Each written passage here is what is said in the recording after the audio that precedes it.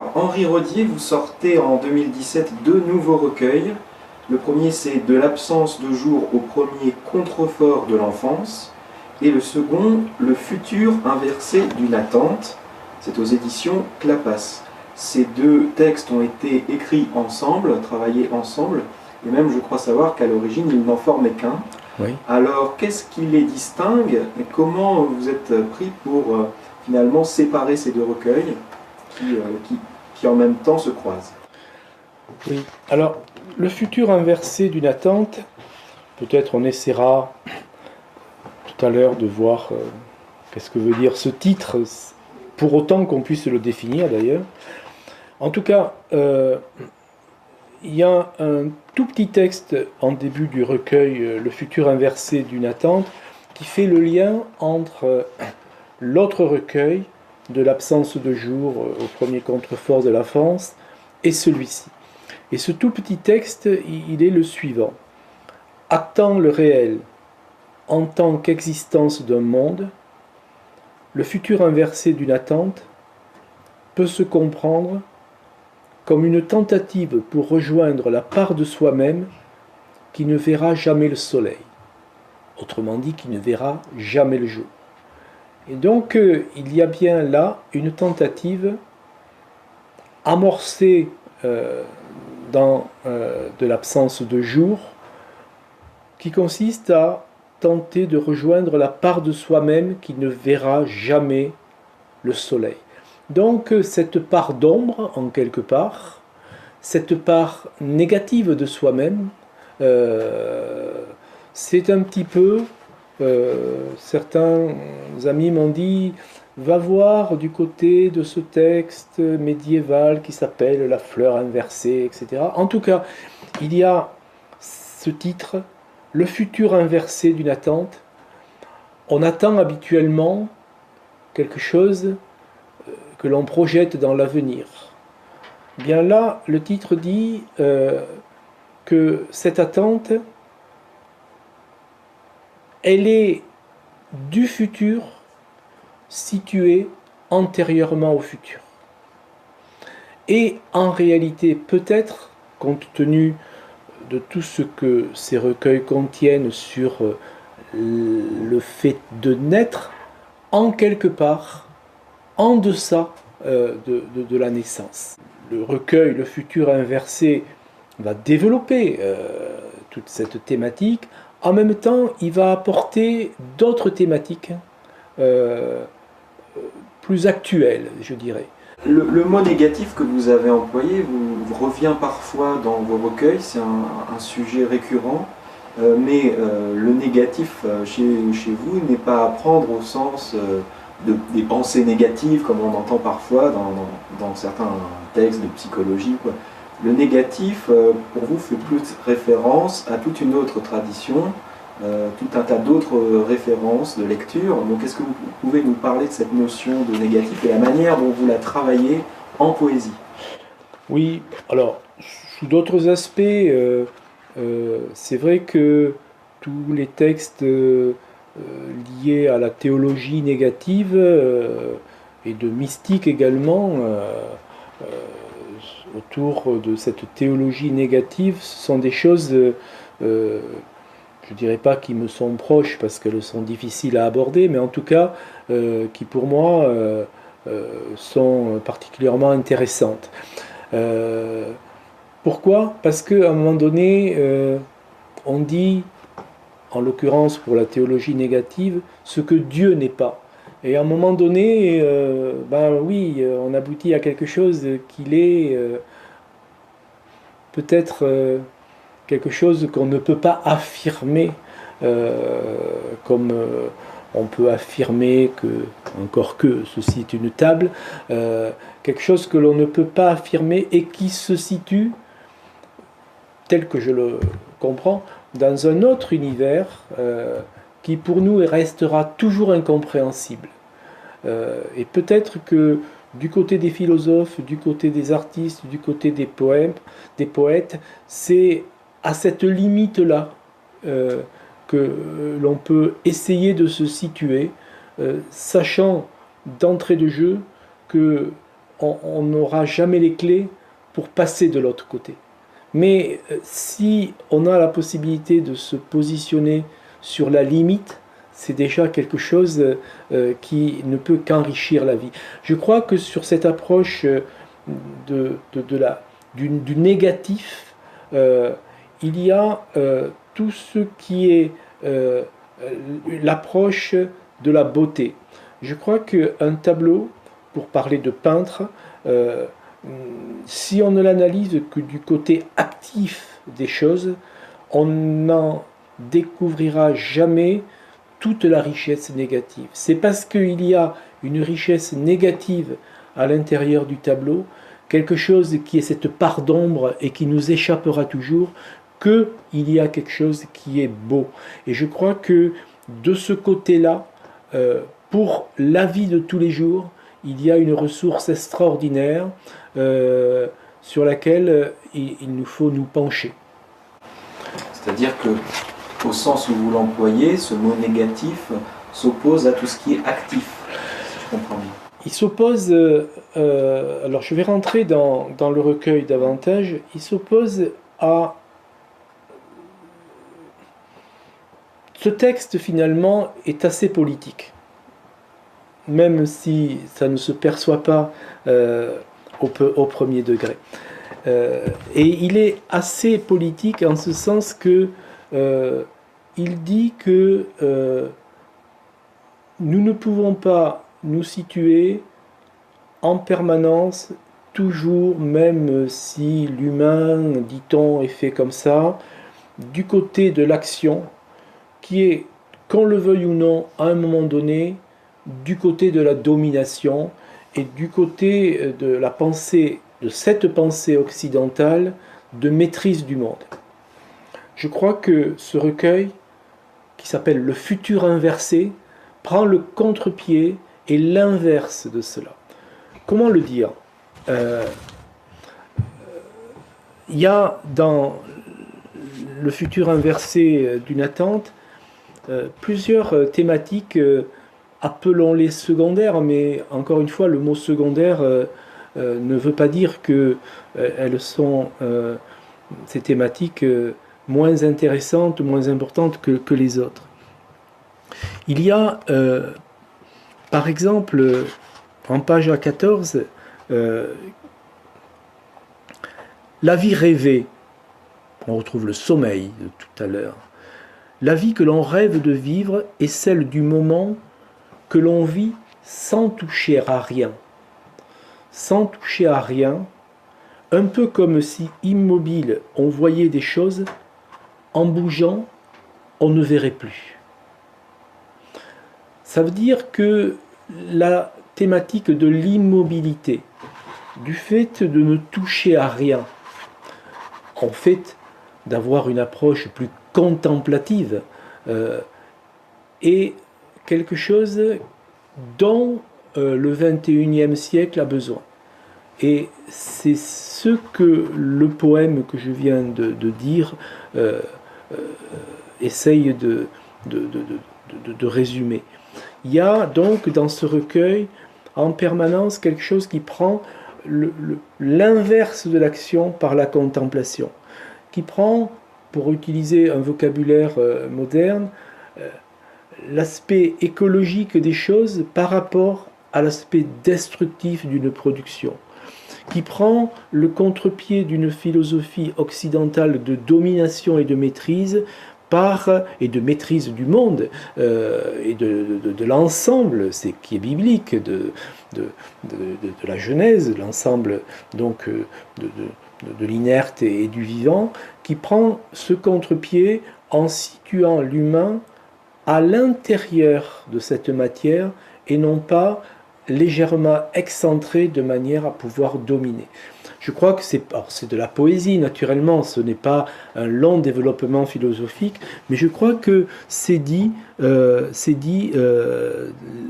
là, de même que si on prend le poème qui suit celui que je viens de lire, au fond de l'air, la figure d'un enfant grandissant trop vite, sensation de perdre chaque jour un peu plus la possibilité d'une trêve.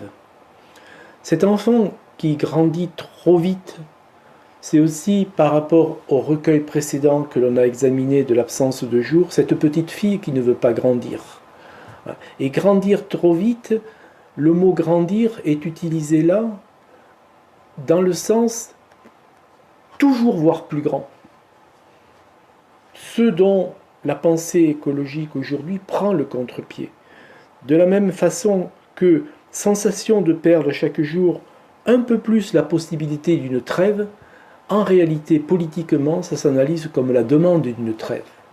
J'avais cette phrase que j'ai utilisée ailleurs dans un texte de prose, disant, reprenant la phrase de Karl Marx, nous avons représenté le monde, il s'agit maintenant de le transformer, et j'ajoutais une phrase, nous avons transformé le monde, il suffit maintenant de lui foutre la paix, de le laisser en paix.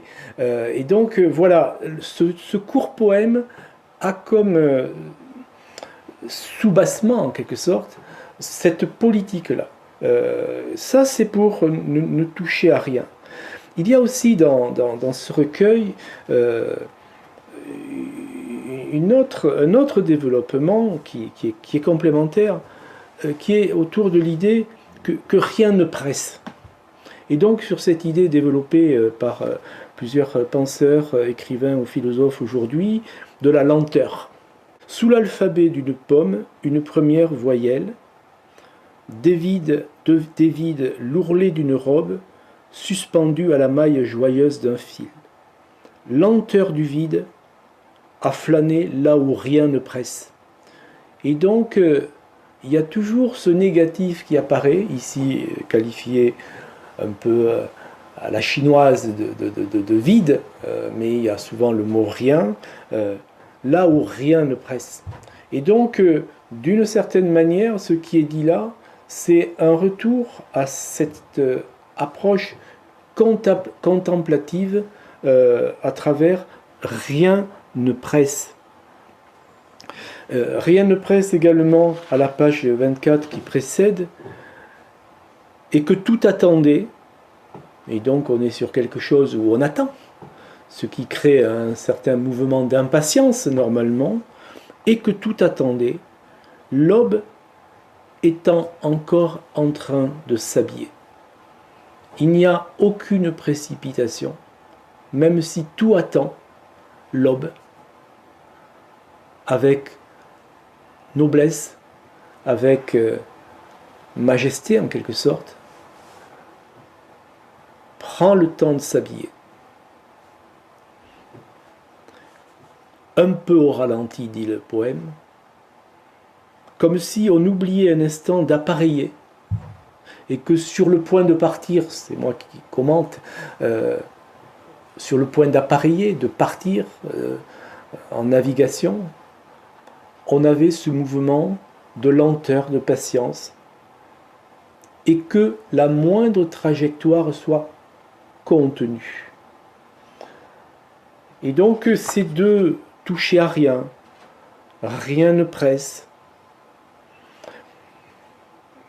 Si on prend à la page 16, qui est une sorte de synthèse, par séduction, une onde attire, en y venant très fort, on en oublierait presque la peine d'être là sans rien parvenir. La formulation est politique, d'être là sans rien parvenir. En langage courant, ça serait sans parvenir à rien. Et donc, il y a aussi cette idée qui rejoint celle que je viens développer, de ne pas avoir cette ambition d'arriver à quelque chose, de réussir en quelque sorte, c'est-à-dire de grandir au sens de grossir, mais d'être au monde, dans le monde, et non pas au-dessus des autres fragments, c'est un mot que j'utilise souvent, qui participent de notre monde. Voilà, donc je crois que autant le futur inversé d'une attente reprend les thèmes qui étaient développés de l'existence, la non-existence, de l'absence de jour au premier contrefort de l'enfance, autant il développe également d'autres thématiques que je qualifie de plus politiques.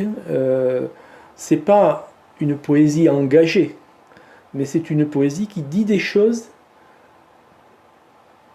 au début du XXIe siècle, avec son sens de la nuance, c'est-à-dire que c'est pas un discours, mais c'est une poésie qui dit que rien ne sert de se presser, pour reprendre des poèmes plus anciens, et que finalement, si on prend soin de ne pas trop toucher aux choses, finalement, on détruira moins de choses. Il y avait tout à l'heure dans le texte que j'ai lu de l'absence de jour, lorsque le grillon répond à la petite fille, il y avait des éléments qui étaient très, très marqués politiquement. Alors naturellement, c'est dit avec la manière poétique qui est celle de ces recueils. Au lieu de grandir ainsi que les enfants par devoir l'imaginent en voyant les grandes personnes affairées gagner de l'argent, tu passeras l'habit des nuages qui passent. C'est le Petit Prince en réalité, c'est le Petit Prince de Saint-Exupéry qui à un moment donné rencontre sur une planète le comptable qui ne cesse de compter les étoiles ou les planètes, je ne sais plus, qui dans sa tête lui appartiennent. Par devoir l'imagine en voyant les grandes personnes affairées. Cet affairisme est critiqué dans ce texte. Et tu comprendras qu'il ne faut pas se rendre, que tout ce que l'on vit demeure infiniment. Oui, mais ne pas se rendre, c'est résister. Des prairies, de refrains, de chansons délivrées du fardeau qui pèse sur la nuque des êtres mus par des querelles de clochers, ce qui est la guerre, qui est le conflit. Donc la critique sociale est présente, mais elle est présente dans un recueil qui est plus large que cette critique-là, mais elle n'est pas absente du recueil. Alors pour continuer un tout petit peu sur ce thème du politique, la manière dont, quelque part, vous êtes politique dans votre manière d'écrire, est-ce que pour vous la poésie a une fonction quelque part de résistance aujourd'hui? Alors c'est une question qui est difficile, qu'il est également doublement me concernant, puisque quand je suis amené à converser, discuter avec d'autres sur les recueils dont on parle, on me dit deux choses. On me dit, d'une part, votre poésie n'est pas engagée, et ce qui, à mon sens, est très complémentaire, on me dit, elle est aussi précieuse. Et que donc ces deux remarques, puis ce sont des remarques amicales, me font néanmoins réfléchir. Ma poésie donc n'est pas engagée. Peut-être qu'elle n'est pas engagée au sens d'engagement qu'on a pu donner à ce mot dans certaines parties de la planète, poésie sud-américaine à un moment donné, ou peut-être par rapport à un certain nombre d'intellectuels et d'une période de l'intellectuel dans notre beau pays, en France. Et que donc, de ce point de vue-là, je suis d'accord, ce n'est pas une poésie engagée qui, en quelque part, appellerait au combat et utiliserait un lyrisme très accentué pour faire en sorte que ce qui est écrit soit suivi des faits du point de vue de l'action révolutionnaire. Ceci étant dit, je crois que tout à l'heure, j'introduisais en disant, j'aime beaucoup ce que Philippe Jacotet a écrit sur la responsabilité du poète ou de l'écrivain. Et donc, négativement, elle est engagée en ce sens qu'elle tente d'écrire concrètement et de ne pas écrire des poèmes, en tout cas c'est la volonté, où on percevrait d'entrée de jeu une faiblesse d'écriture. Personnellement, en tant que poète, sur ce plan-là, je pense que c'est une résistance, parce que le langage utilisé comme matière, comme le peintre utilise la couleur, comme le sculpteur utilise le marbre ou l'argile, le langage utilisé comme matière pour créer une forme qui est la forme poétique, c'est en tant que créant des espaces de beauté,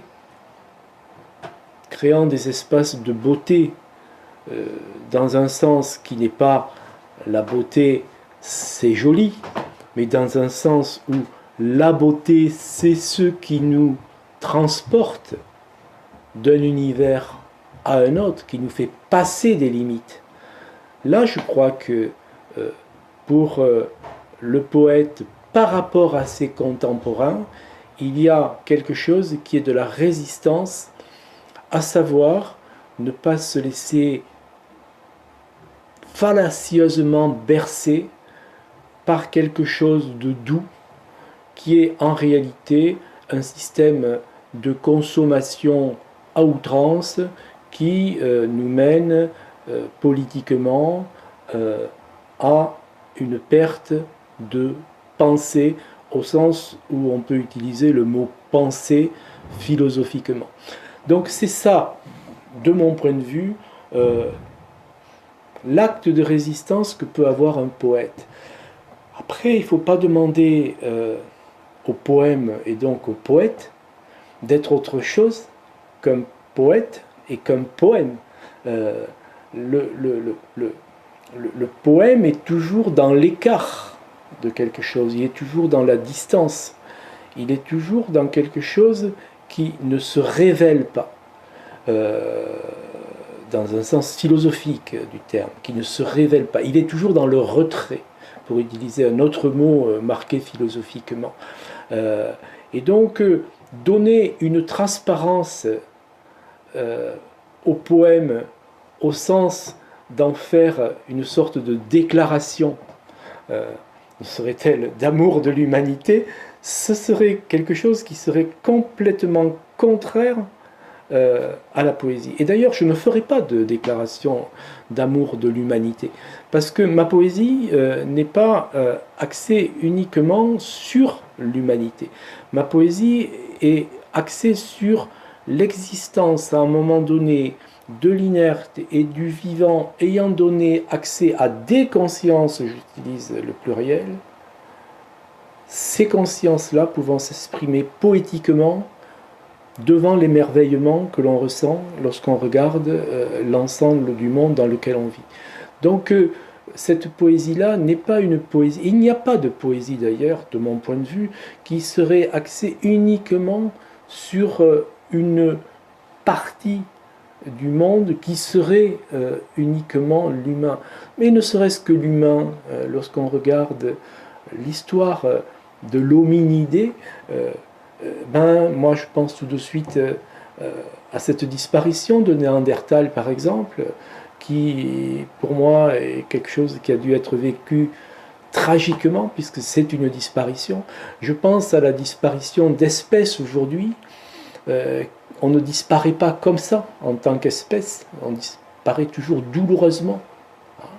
Puisqu'avant de disparaître, on est de moins en moins nombreux, et de moins en moins nombreux, on a de moins en moins d'échanges, y compris sexuels, et que donc ces disparitions dont on nous assène régulièrement, comptablement, telle espèce est en train de disparaître, en réalité, ce sont quasiment au sens chrétien du terme, autant de souffrances qui existent dans des espèces qui ne sont pas uniquement l'humain à l'heure actuelle.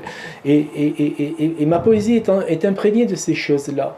Lorsqu'on compte, il vient d'y avoir des incendies ces jours-ci. J'ai entendu dire il n'y a pas de victimes de ces incendies.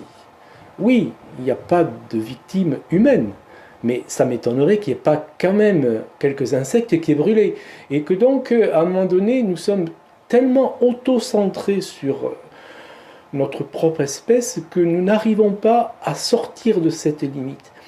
Elle est engagée, ma poésie, en ce sens qu'elle dit les choses autrement, en tout cas elle veut dire les choses autrement, elle ne sait pas faire autrement que dire les choses autrement, à savoir que nous sommes un fragment parmi d'autres fragments, à égalité des autres fragments, y compris l'inerte. Y compris l'inerte. Et qu'à partir de là, si nous avons eu le don, au sens, le don, je sais pas, Jean-Luc Marion par exemple, le don de la conscience qui nous a été donné, pour reprendre le mot de don, nous avons la responsabilité de tous ceux qui, avant nous, y compris les cailloux, attendaient que nous arrivions. On retrouve l'attente, attendez que nous arrivions. Nous étions, mais on a ça dans la Bible, dans l'Ancien Testament, nous étions, d'une manière ou d'une autre, y compris postérieurement dans notre conscience à nous, en attente dans le caillou. Et à partir de là, c'est toute la vision que nous pouvons avoir de notre monde qui est transformée. Elle est entièrement transformée parce que notre dynamique d'innovation, notre dynamique d'exploration, notre dynamique de production, d'inventivité qui est dans nos gènes, elle prend une autre figure. Cette poésie-là ne l'annule pas. Elle dit qu'elle prend une autre figure. Et donc, oui, là, il y a de l'engagement, mais qu'il faut aller chercher dans le texte, qu'il faut aller chercher. Parce que, dit en prose, c'est pas la même chose. Dit poétiquement, ça s'inscrit dans le rocher, ça s'inscrit comme quelque chose qui est une trace, une marque dans la nature. La poésie n'est pas loin de la nature. Elle est plus près de la nature que de l'artifice, même si d'autres ont dit le contraire. Ça s'inscrit comme une trace, comme une empreinte à un moment donné. Et c'est là que ça devient beaucoup plus fort qu'on ne peut l'imaginer, même si à un moment donné, la forme poétique, volontairement, peut devenir enfantine. Une nuit d'étoiles filantes, elles étaient toutes entrées en collision, et que, n'y tenant plus, elles se soient vidées de leur carapace. La vie, toute percée d'atomes, se mettant à fourmiller entre les feuilles, et par là se soit démurée l'attente infinie qu'il aura fallu à l'inerte pour prendre la forme minéralisée d'une fleur. Le poème est bien dans ce registre de sortie de la carapace, de quelque chose qui est en train de se démurer, quelque chose qui est en train, oui, comme le poussin, au bout de 21 jours, sortir de la coquille, casser la coquille et sortir de l'œuf. Et il y a bien donc l'attente infinie qu'il aura fallu à l'inerte pour prendre la forme d'une fleur, mais pas de n'importe quelle fleur. Prendre la forme minéralisée d'une fleur. Ça veut dire que le vivant n'est pas si loin de l'inerte et qu'on peut trouver de la porosité entre les deux. Ça, c'est important, je crois. Le vivant n'est pas quelque chose qui se serait tellement éloigné de l'inerte qu'il n'y aurait pas de possibilité de lien entre les deux. Non, la fleur configurée, eh ben, elle était déjà dans la pierre d'attente. Elle était déjà dans la pierre d'attente. De la même manière que le vivant qui est dans la vie, et la vie c'est aussi bouger, sentir, être dans l'action, n'est pas loin, à un moment donné, de ce que tout à l'heure nous appelions le négatif, qui est cette part inerte en nous, qui est cette part inerte. Et cette part inerte vient en permanence imbiber le vivant de quelque chose qui crée de la beauté. Alors que le vivant, tout seul, dans sa rationalisation, par exemple, comme les choses ont pu arriver en Occident ou autre, s'éloigne justement de cette part d'ombre qui est en nous. Et cette part d'ombre est en nous. Pourquoi elle est en nous? Parce qu'on est et parce qu'on va disparaître. Et que, à un moment donné, d'autres civilisations que la civilisation occidentale le comprennent mieux que nous, nous sommes dans un passage. Nous sommes dans quelque chose où, voilà, nous sommes... Hubert Reeves parle de poussière d'étoiles, etc. Enfin, il y a cette idée que nous sommes un fragment, à un moment donné, situé dans le temps et l'espace, ayant une conscience de percevoir les choses, non pas uniquement pour nous-mêmes, mais parce qu'à un moment donné, d'autres fragments ont attendu que nous ayons cette conscience pour leur donner de la conscience à eux. Voilà un petit peu ce que le poème, enfin le recueil Pierre d'attente et fleurs configurées essaye de dire. De la même manière que dans Introduction au geste impensé d'un caillou, et surtout dans le texte, l'introduction ayant été écrite après, pour essayer un petit peu de donner quelques repères, dans le texte, le geste impensé d'un caillou, c'est ça qui est avancé en tout cas. De quel fragment s'agit-il? Parfois, je me penche sur un caillou, je le ramasse, il me prend la main. Est-ce un fragment de matière ou bien autre chose dont la main serait elle aussi un fragment? Je me penche sur un caillou et il me tient la main.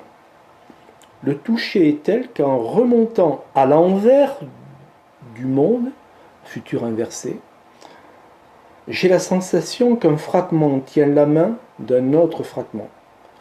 La main, en quelque sorte, prolonge avec le caillou une conversation dont personne ne perçoit l'origine, sinon les autres fragments.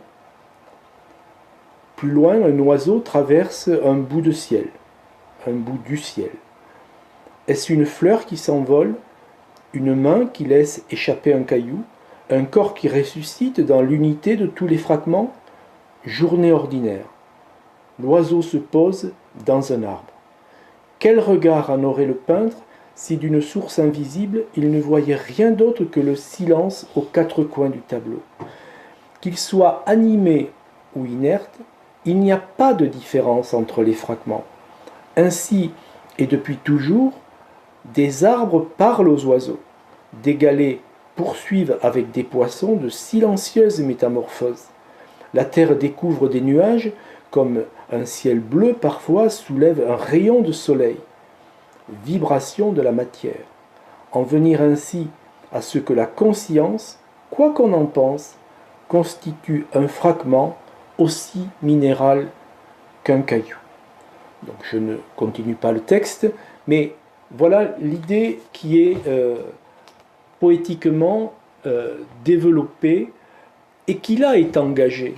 Pourquoi elle est engagée? Parce que finalement, ce qui est dit là n'est pas dit tous les jours, d'une certaine manière. C'est quelque chose qu'il faut aller chercher. Et chercher assez loin, finalement. C'est pas quelque chose qui est comme ça, à portée simplement des uns et des autres, si on n'y pense pas longtemps. Il y a une maturation pour que ces vers puissent être écrits. Et donc peut-être, mais en toute modestie, disent-ils quelque chose qui n'est pas sans importance pour notre vie quotidienne aujourd'hui et les soucis, ou le souci, pour le dire également philosophiquement, que nous avons aujourd'hui de notre existence et de notre planète. Il n'y a pas de poésie dans la facilité. Ça ne veut pas dire qu'on ne puisse pas écrire des poèmes, si on en a envie, avec facilité. C'est partie de la vie, tout ça. Mais à un moment donné, l'exigence repose sur le fait que celui qui écrit est responsable devant tous les autres fragments de ce qu'il écrit, et que cette responsabilité, elle repose sur un point précis, qu'on ne peut pas écrire n'importe quoi, n'importe comment. Et la composition du recueil, le fait de l'emmener jusqu'à la limite de ce que soi-même on peut et on sait faire, c'est quelque chose qui reste pour moi, en tout cas, essentiel. Je donne un exemple. Dans Le futur inversé d'une attente, il y a ce poème, sur lequel, à quelques semaines, même pas quelques semaines, à quelques jours de donner le manuscrit à l'imprimeur, avec un ou deux amis, on travaillait encore. Parce que j'aime bien ce côté collectif également, lorsque les choses sont suffisamment avancées, d'échange, d'éclairage avec des personnes de confiance avec qui je peux faire des choses pour voilà, que j'ai un retour sur ce que j'ai pu écrire en tant que projet. Ne serait-ce qu'un cil de la veilleuse enceinte, l'envie d'aller vers l'harmonie. Combustion silencieuse des yeux. Une bougie, jadis détachée de l'inerte, hypnotise d'un retrait vertical la nacelle enrêvée de la cire. Et donc, sur ce poème, le dernier vers est parsé par différentes étapes. D'autres mots peuvent être utilisés, je ne les ai plus en tête, mais voilà. Et à un moment donné, j'ai souhaité, après beaucoup de discussions avec les uns et les autres, que cette nacelle, la nacelle soit enrêvée ce soit la nacelle enrêvée de la cire. Pourquoi enrêvée? Bon, parce que ce mot, me semble-t-il, ma maman l'utilisait lorsque j'étais dans la lune. Elle me disait, t'es tout enrêvé. Et je crois bien que j'ai ce souvenir. Après, c'est un mot, je crois que ça s'appelle un apax, mais bon, je ne suis pas suffisamment calé en grammaire pour le confirmer, mais ceux qui me l'ont dit, eux le sont. En rêver, il y a un préfixe en, qui veut dire également à la fois à l'intérieur et au dehors. Et là donc, on est dans quelque chose qui est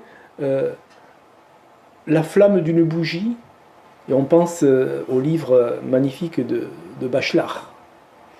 On est également avec la cire, et il y a des philosophes qui ont écrit sur la cire. Qu'est-ce que la cire lorsqu'elle est molle, lorsqu'elle est fondue, lorsqu'elle est dure, etc. Et donc, moi j'en ai fait ça. Ne serait-ce qu'un cil de la veilleuse enceinte. La veilleuse enceinte, c'est la bougie. C'est Georges de Latour aussi, le peintre. c'est également la crèche. Et c'est le thème même de la naissance qui est celui des deux recueils dont on est en train de parler. L'envie d'aller vers l'harmonie, oui, vers quelque chose d'équilibré, de beau. Et puis, là, ce sont les yeux qui brûlent. Combustion silencieuse des yeux. Avec un petit intervalle, les 3 derniers vers, une bougie qui donc brûle et donc qui est détachée de l'inerte. Jadis, on a une flamme. À un moment donné, d'ailleurs, on souhaitait mettre en quelque part le mot souffle dans ces 3 derniers vers.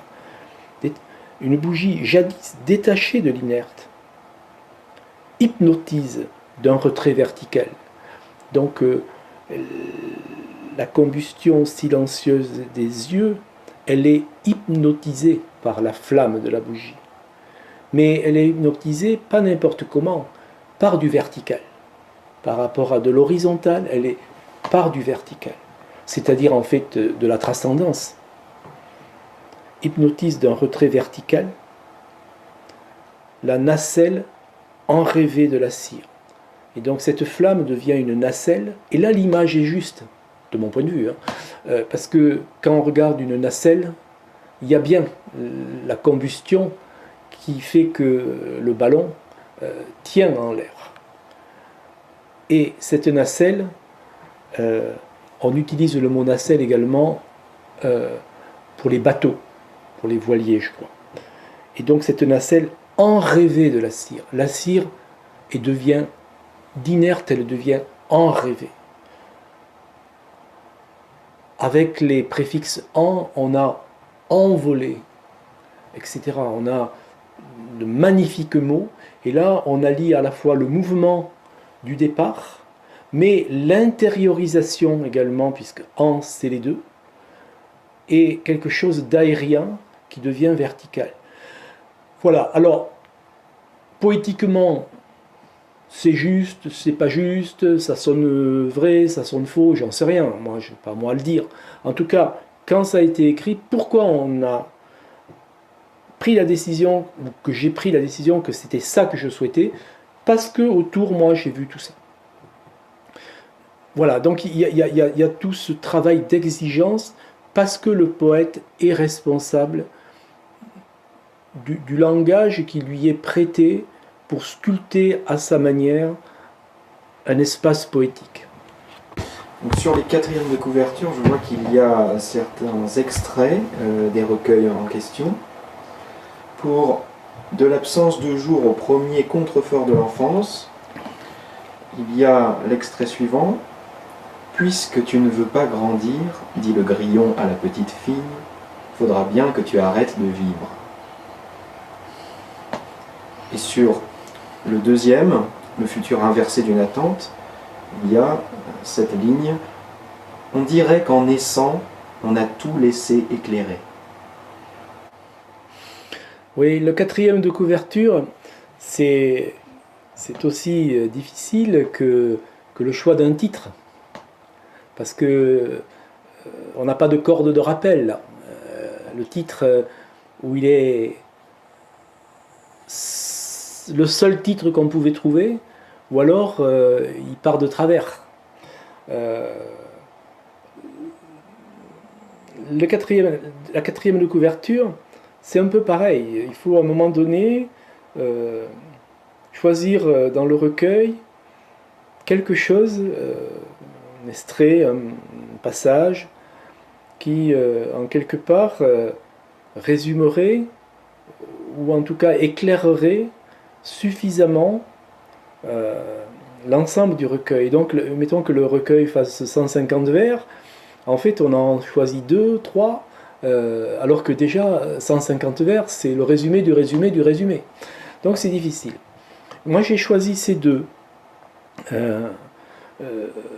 Christophe Liron, pour la mise en page, avait fait son choix et avait choisi autre chose, mais on en a parlé ensemble, qui est l'éditeur, Christophe Liron, et donc j'ai tenu à ce choix.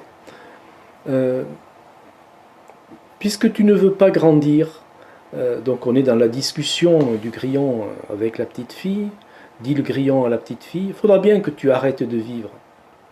Je crois qu'il y a là tout le drame de notre existence, et en tout cas, si on ne veut pas dire le drame de notre existence, le drame de nos sociétés aujourd'hui. Grandir. Bien sûr, tous les parents veulent que leurs enfants grandissent. Et d'ailleurs, ils grandissent. Physiquement, mentalement, intellectuellement, moralement. Et donc, c'est bien sûr pas ça que je remettrai en cause éventuellement par ce vers. Bien sûr qu'à un moment donné, nous devenons des adultes, comme l'on dit. Mais Saint-Exupéry, dans Le Petit Prince, il nous parle des adultes aussi. Et Georges Bernanos, lui, il nous parle des enfants ou des adultes qui ont gardé l'esprit d'enfance, lui et d'autres. Donc qu'est-ce que ça veut dire, garder un esprit d'enfance?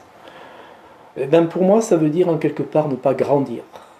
Ça ne veut pas dire qu'on infantilise les choses et qu'on reste toujours en retrait de ce que l'on deviendrait si on devenait adulte. Au contraire, c'est à la fois devenir adulte et à la fois, devenant adulte, ne pas devenir adulte. Bien sûr, ça paraît paradoxal dit comme ça, mais quand on dit que quelqu'un a gardé son esprit d'enfance, c'est ça que ça veut dire. C'est ça que ça veut dire. On peut tout à fait agir. Encore heureux qu'on puisse agir dans le monde. Ne serait-ce que pour faire le bien découvert par les Grecs et d'autres, etc. Faire le bien commun, agir. Mais il y a toujours, pour un certain nombre de personnes, suffisamment de retrait dans la manière d'agir qu'en réalité, ces personnes-là arrivent en permanence à se retremper dans quelque chose qui est probablement leur enfance, et dans leur enfance, probablement quelque chose qui est une ressource ailleurs que dans l'existence. Voilà pourquoi j'ai choisi ces 3 vers. Il faudra bien que tu arrêtes de vivre. Oui, c'est une phrase qui est assez dure finalement, parce que pourquoi arrêter de vivre? Mais le grillon, quand on le regarde, en fait, il passe sa vie à chanter, et que donc à un moment donné, un artiste, et beaucoup de poètes ou autres l'ont très bien dit, ce qui prend la place de sa vie à un artiste, à un poète, c'est son œuvre. C'est son œuvre. À un moment donné, le poète n'est plus lui-même, c'est son œuvre qui devient cette part de lui-même. Et donc c'est ça aussi, arrêter de vivre. Quand Marcel Proust se met dans sa chambre et qu'il ne cesse d'écrire jour et nuit, etc., bien sûr il vit dans son œuvre, il vit par son œuvre. Et je crois que ce phénomène-là est un phénomène de la vie artistique, poétique, qui demande à être considéré avec beaucoup de rigueur. C'est ça. À un moment donné, l'artiste sort de lui-même. Il sort de son ego, pour le dire autrement. Et il devient quelque chose qui a été transfusé dans son œuvre. C'est un peu ça que ça veut dire. L'autre 4e de couverture, dans le futur inversé d'une attente, on dirait qu'en naissant, on a tout laissé éclairer.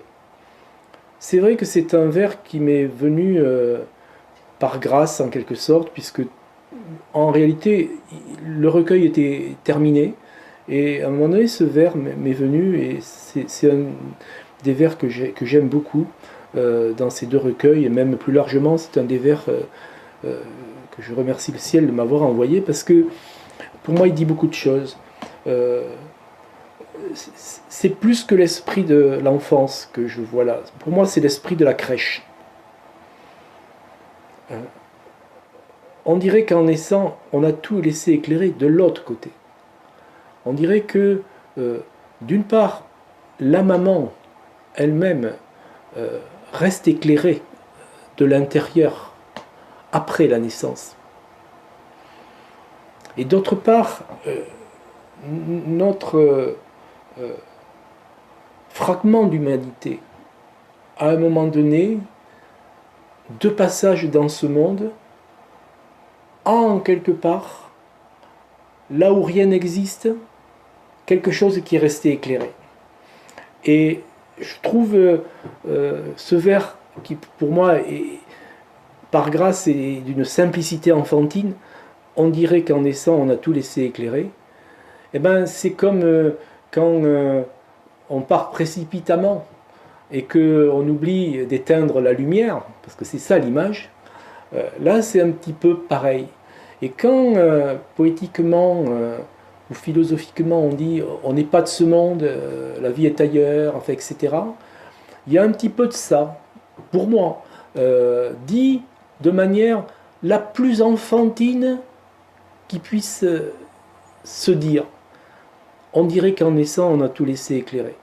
Rien ne s'est éteint de ce que dans le monde nous ne connaissons plus, parce que nous sommes au monde, mais on peut s'approcher de cette lumière.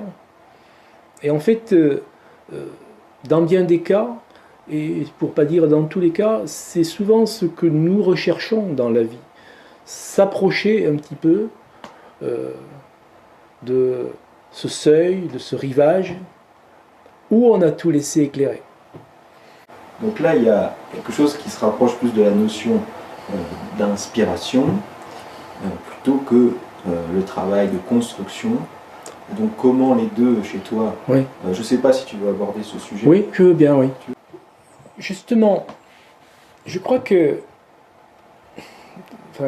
ce vocabulaire d'inspiration, tout ça, je crois qu'il a du sens, et je crois qu'il a vieilli en 2017, disons. Mais je crois qu'il dit quelque chose. Je crois que le travail d'artisanat prépare à un moment donné, ou peut préparer, l'arrivée de quelque chose d'extraordinaire, qui peut-être peut arriver autrement. Je suis prêt à penser que notre vie de tous les jours fait que, inconsciemment, nous avons en permanence des choses, et toujours les mêmes choses dans la tête, qui nous travaillent jour et nuit. Et que nous travaillant comme un bouchon à un moment donné, que tout ça émerge au moment le plus inattendu.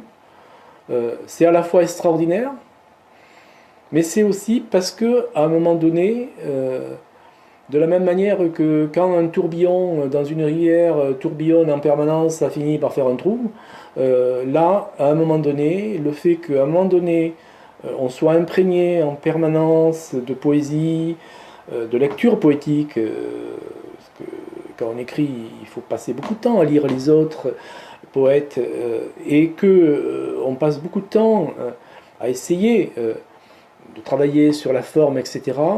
À un moment donné, il y a une percée. Cette percée, c'est de l'inattendu, au sens philosophique du terme, c'est de l'inattendu.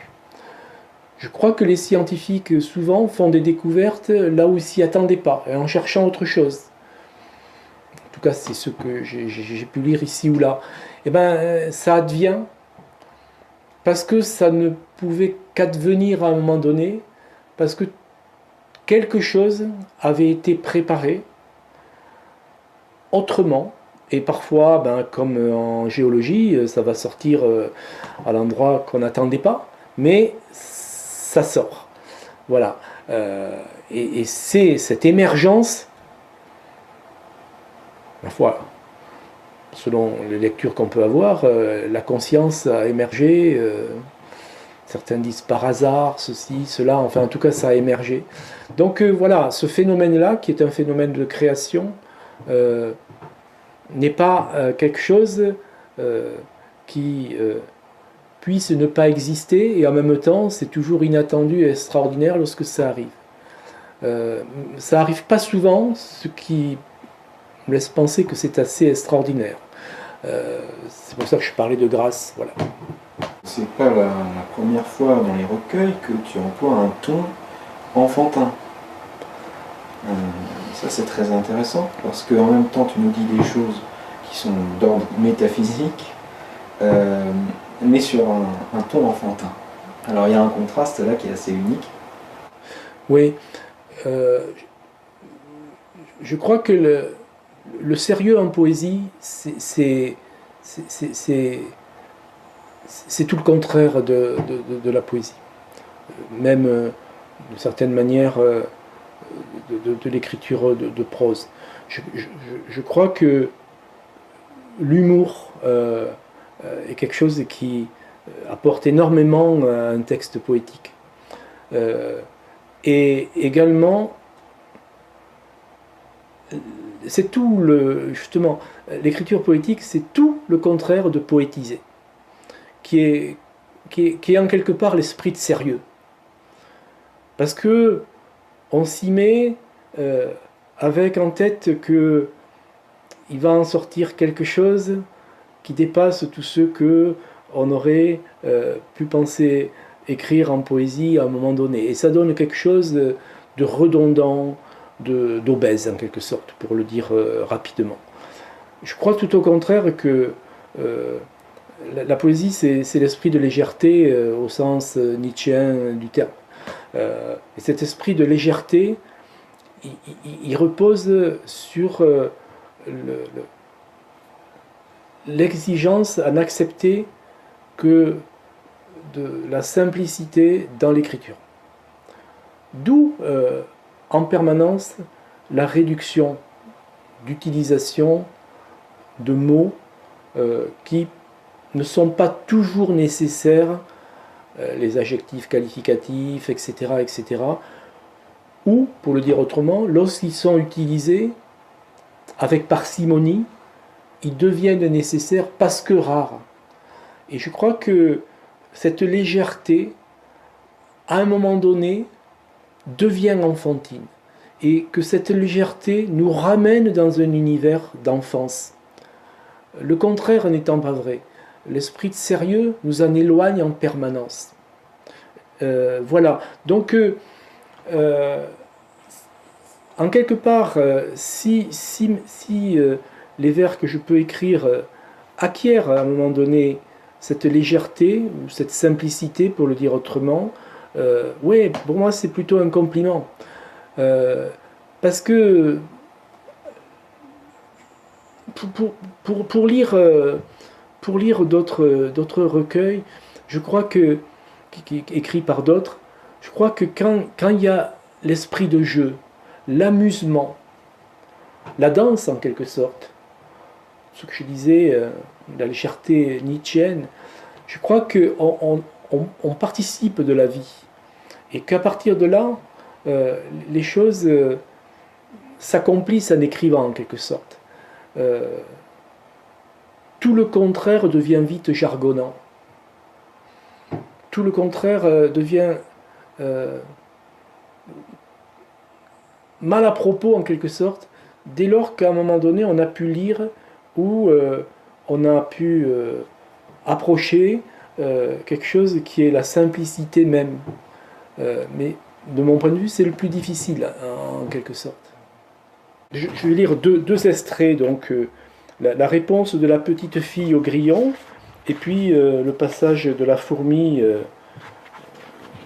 qui va se noyer en quelque sorte. Réponse de la petite fille au grillon. La petite fille secoue la tête. Non, 3 fois non, non, je n'irai pas. Ne dis pas que je vis, ne dis pas que je rêve, je peux bien me passer de ce qu'on m'a promis. Mais grandir, ça, jamais, je ne bougerai pas. Ma vie est ici, au milieu des garrigues, Et pourquoi voudrais-tu que j'aille voir ailleurs? Les autres sont trop grands. Pas un seul ne passerait par une lucarne. Dans la vie que je suis toute seule d'attendre, le ciel est bleu, et j'ai faim de tartines de miel. Si jamais je devais grandir plus que mon âge, c'est toute la raison qui prendrait le dessus. Et moi, je ne veux pas devenir raisonnable. Je veux naître à l'envers de la suite des jours. Rien ne me fera changer de taille ni d'avis. Je veux franchir le réveil de l'enfance en gardant dans l'exil la couveuse du temps qui court. Et puis notre ami la fourmi qui allait se noyer tout à l'heure, en tournant quelques pages de plus, quitte l'armée des travailleuses. Elle fume de l'herbe, chante Peace and Love, à tue-tête, prend le soleil toute dévêtue, s'enivre de vin, de voyage, se fout pas mal de quoi demain sera fait. Elle rit du désordre causé par la façon qu'elle a de se dévêtir. Voilà, je crois que il y a, oui, il faut rire avec ces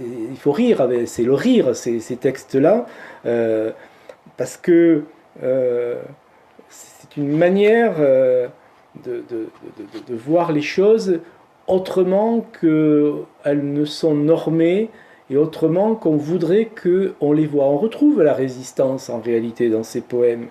Je crois que quand il y a le passage de la réponse de la petite fille au grillon, si jamais je devais grandir plus que mon âge, c'est toute la raison qui prendrait le dessus et moi je ne veux pas devenir raisonnable. Bien sûr que c'est de la raison que je parle, la raison de Descartes, etc. C'est bien de ça dont je parle.